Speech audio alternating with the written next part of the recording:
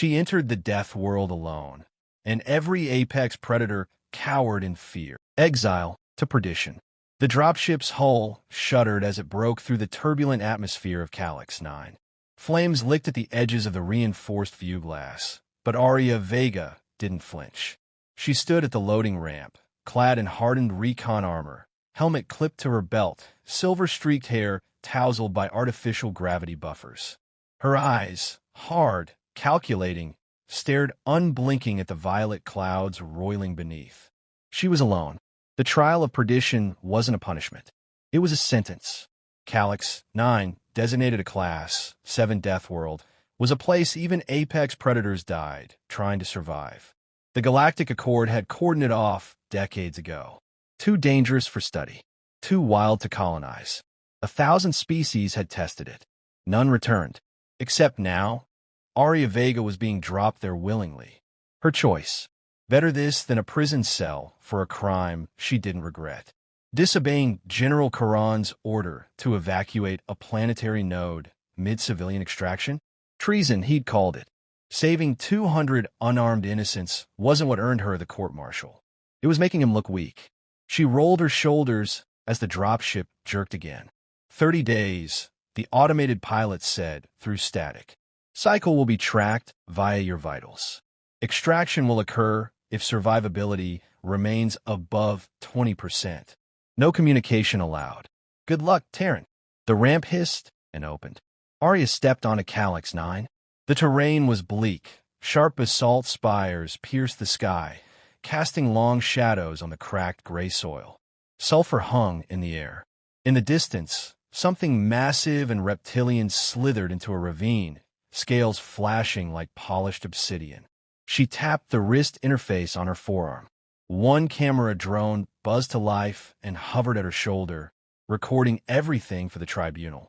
It wasn't just evidence. It was theater. The galaxy wanted to watch her die. She smiled faintly. Good. Let them watch. By nightfall, she had a fire going, tucked between boulders at the base of a cliff.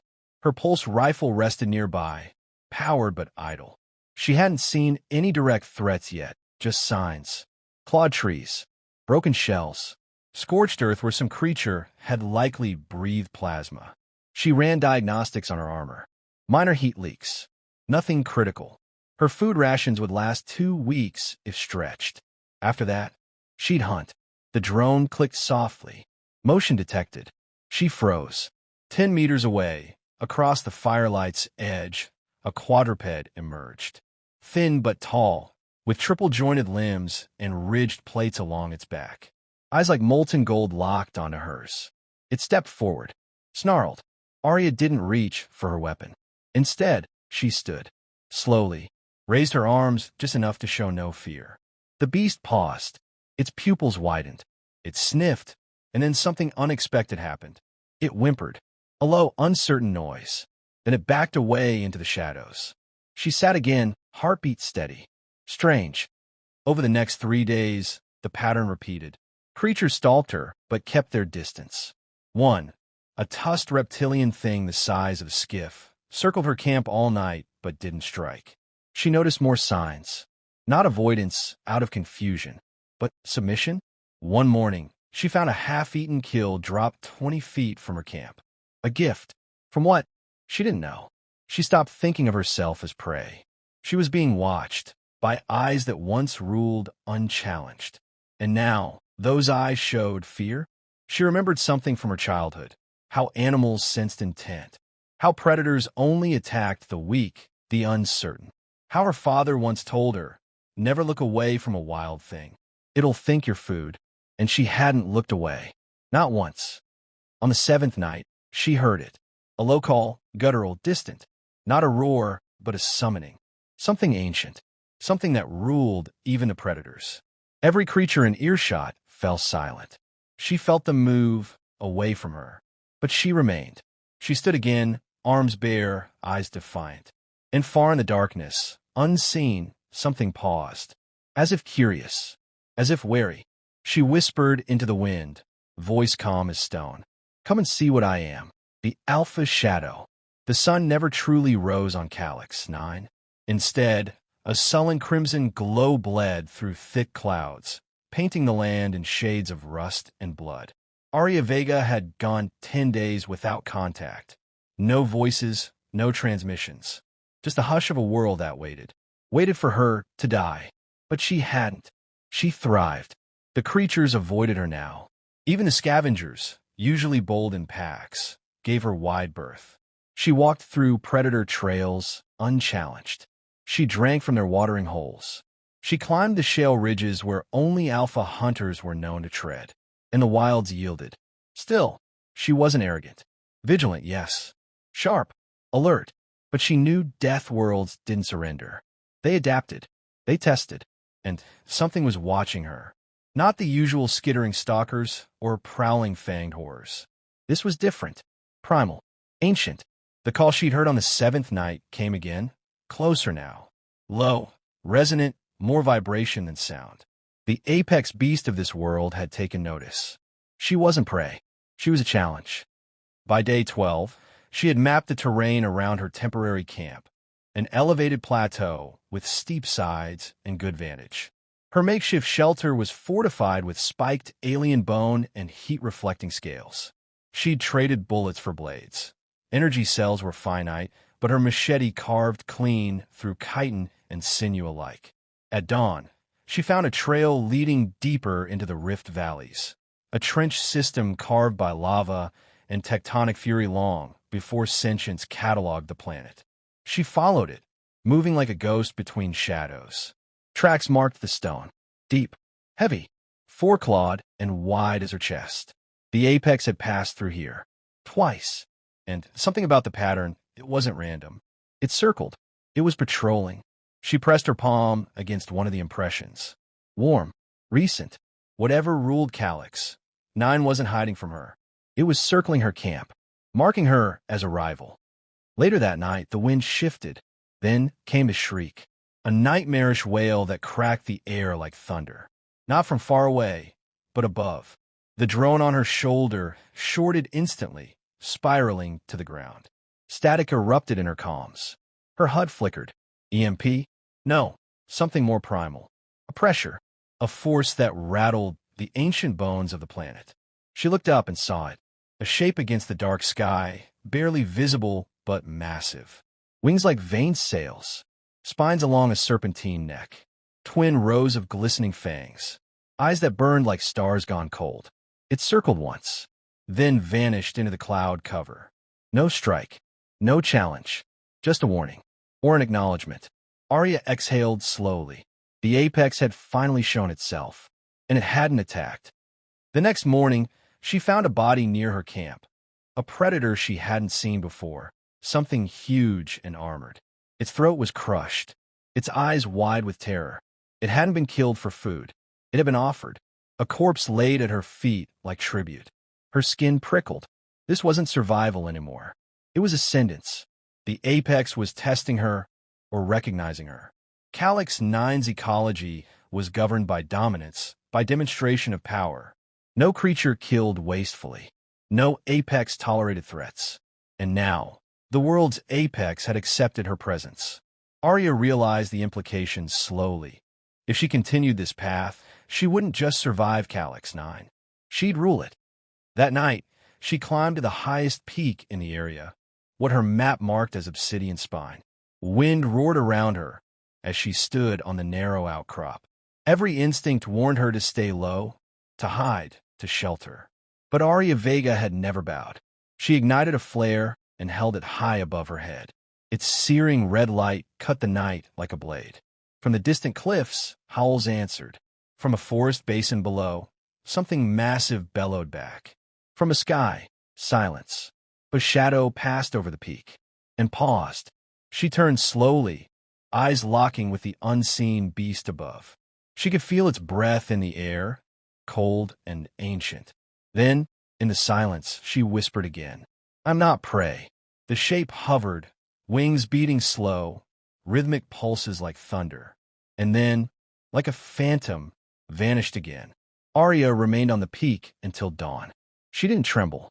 She didn't rest. She simply waited. Because now she knew the apex predator feared her. and the death world had begun to kneel. The apex accord. The days bled together now, scarlet skies and echoing roars. But Aria Vega no longer moved like an intruder. She stalked the canyons and cliffs of Calyx, 9 as if they were her inheritance. The world knew her scent now, her cadence, her kill pattern, and it responded not with defiance, but with wariness. Apex predators moved out of her way.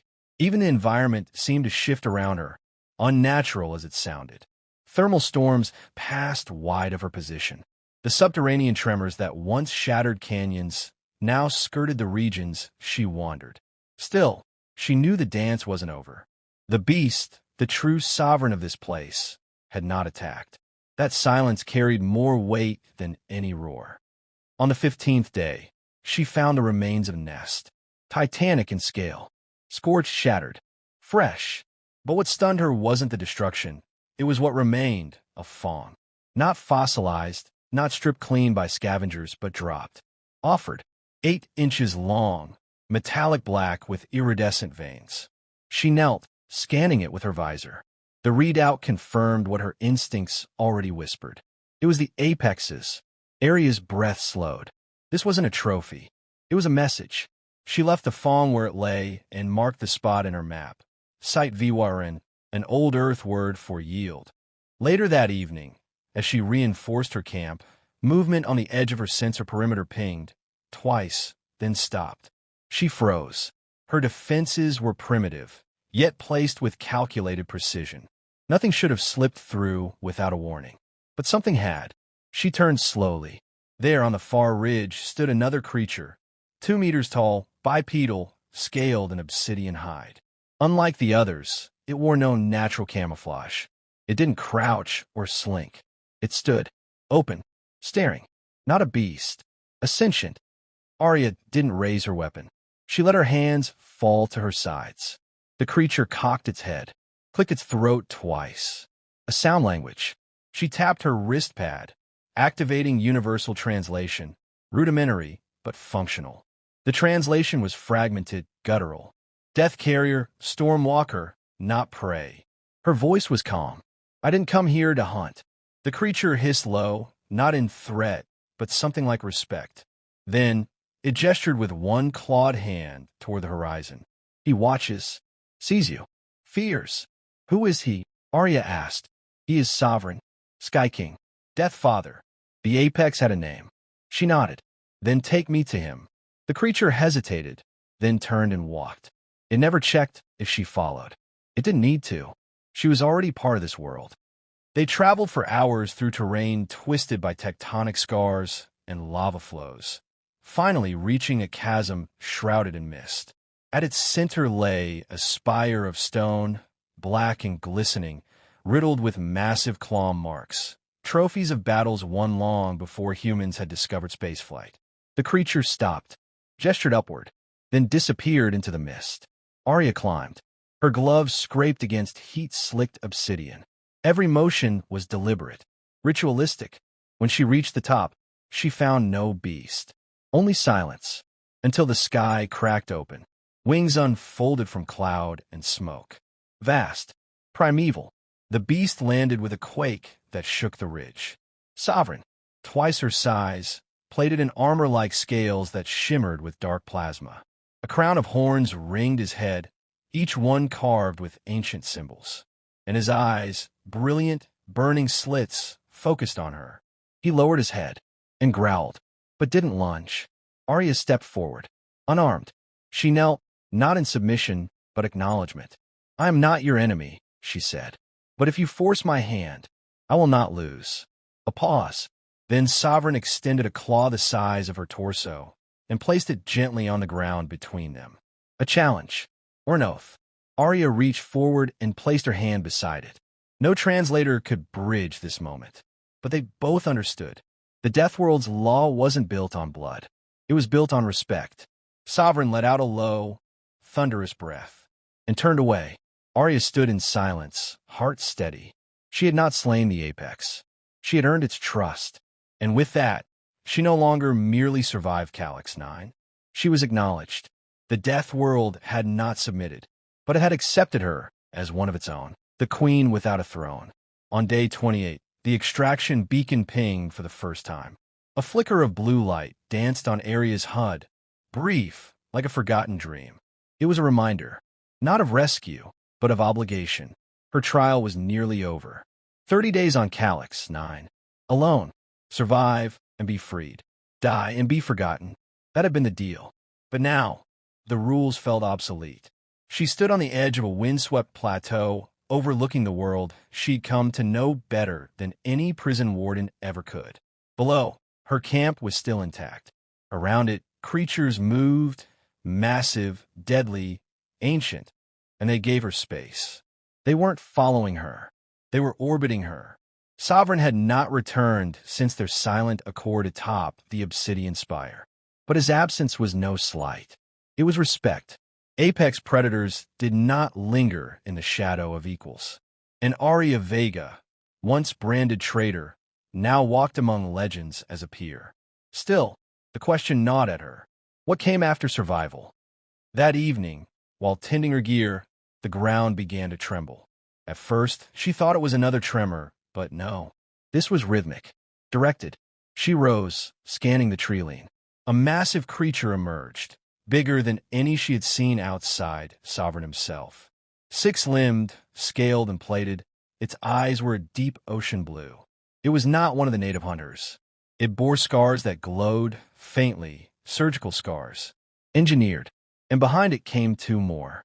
Smaller, smoother, more uniform. Drones. Biomech hybrids. Not from Calyx 9. Her jaw tightened. The Accord had broken quarantine. Someone was watching. She activated her visor, scanning the frequencies. It didn't take long to intercept a faint, encrypted signal, coded in galactic tribunal syntax. Test subject alive. Perimeter breach successful.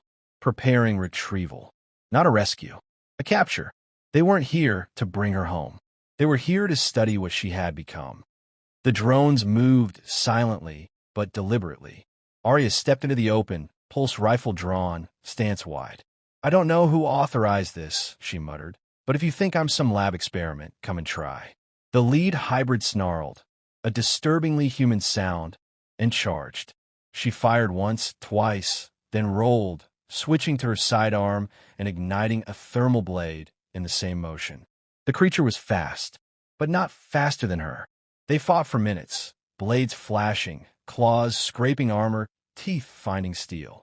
She took a slash across her thigh, but buried her blade in the creature's eye in return. It shrieked and collapsed. The other two froze. Something growled from the trees. Then the forest moved. Predators, real ones, emerged. Not at Aria's side, but in formation around her. They didn't attack. They stood. Beside her. Behind her. Calyx 9 was choosing. She had not just survived it. She had become part of its balance. When the drones tried to retreat, they were torn apart before Aria even had a razor weapon. The skies split open an hour later. A tribunal vessel descended in stealth mode, breaking atmosphere just over her camp. Sleek, silent, with surgical intent, a voice cracked across wideband comms. "Aria Vega, by order of the Accord, stand down. You are to be extracted for debrief and decontamination." She tapped her comm, voice cold and measured.